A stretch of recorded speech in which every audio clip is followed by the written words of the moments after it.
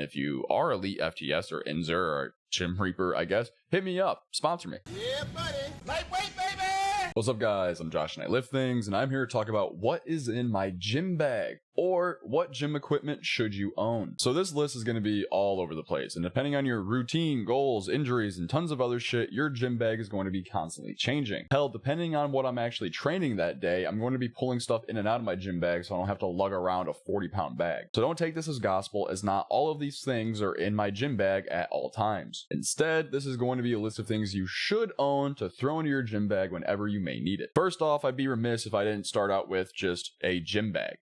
I mean, how the hell can you put things in one if you don't own one, right? I personally own an Elite FTS duffel bag. It is awesome. I've had it for like a decade now. Thing still works great. It is big, has a lot of compartments in it. It does everything I need it to do. Feel free to get whatever cheapo big duffel bag you want. Now you're going to need a pair of shoes, probably even more like 2 to 3. First off, you should ditch whatever dumbass trainers you're wearing in the gym. Cop a pair of Olympic lifting shoes. They are extremely stable, they have a raised heel, and they're what the strongest people use in the world to squat. I personally have a pair of the Nike Remelio 2s. They are red, they look fucking sick. I really like them. The 3s are probably a little bit better, but I try them and don't like them as much. You can get whatever you want here, just a good solid brand of Olympic shoes. Next up, you're probably going to want a pair of just flat shoes for general lifting, or for even something like deadlifts. Like a pair of Chuck Taylors will work great for this. Alternatively, you could go barefoot or get some like deadlift sandals or something else, but you just want something flat for just your general everyday lifting. And then you may want some running shoes. You're a type of dude who likes to run, I guess. Couldn't be me. I just have a cheap pair of Adidas. They're whatever. I don't care. For the bit of running I do, they work great. Next up, you're going to want a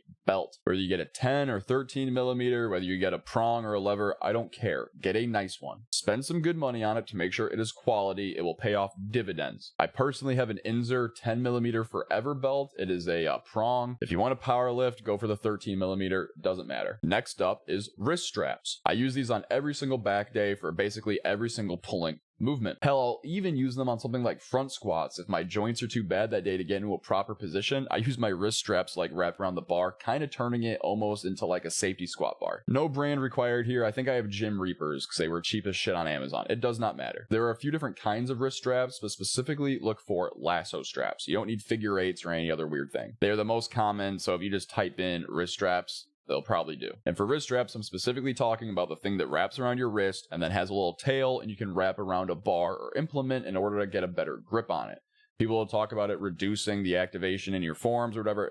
Who cares? That does not matter. Stop limiting your giant back muscles by how much you can hold with your hand. Not to mention my mind muscle connection is much greater when I use these. It helps me lock in. I highly recommend them. Those are the necessities.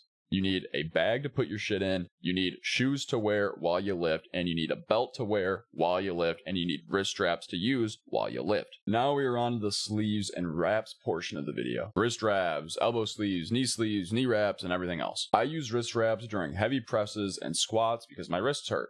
Full stop. Simple as. I use elbow sleeves for all presses, and I use knee sleeves for all leg movements. They are purely just to keep your joints warm, offer a little bit of support, and also increase proprioception. Maybe it's all in my head, but they help. I personally use the SBD brand, and for stuff like knee sleeves, I went with the 5 millimeter rather than the 7 because I'm not powerlifting. I don't need some crazy support, and I don't want them to be super stiff and a pain in the ass to get on every time. For the wrist wraps, I personally went with the extra long ones, but the flexible because I can then adjust the tension by wrapping it more times. Stuff like knee wraps are probably going to be useful for really heavy power lifters, specifically those who want to get a little bit more bounce out of the bottom of their squat. I don't own a pair, but if you want them, go for it. Next thing, microplates. You've probably heard me talk about their benefits before, specifically in my Frax Gray Skull video. I keep these in my bag at all times. You can't trust people to not steal them. Kind of along the same lines, I also have a neck harness and a dip belt that I personally keep on me for days where I want it because my tiny little gym does not have them. Next up, we have bands. If you don't own any bands, go watch my video on bands and why you should own them, and then buy some. I use them daily. I fucking love them. I personally have the Elite FTS Monster mini bands. They're green. They're very fucking cheap. Buy as many as you can and just keep them on you. They are perfect. In a similar vein, you could also probably pick up some lacrosse balls, make a peanut out of it, and some type of foam roller for any myofascial release work you think you're going to need to do. If you're not doing any, start. They're useful for warm-ups, cool-downs, rehab, prehab, and anything in between. They are extremely useful to have on you. Now, let's get into some more of the weirder stuff you may not think of. Athletic tape. Say you fuck up your finger, well, wrap it up and move on. Easy. Ammonia and chalk. If your gym allows these, fucking use them. If they don't allow actual powder chalk, you can try liquid chalk. Mouth guard. Go watch my mouth guard video. Maybe you think you need it, maybe you think you don't. Headphones. Probably should have been higher up on the list, but go watch my music video.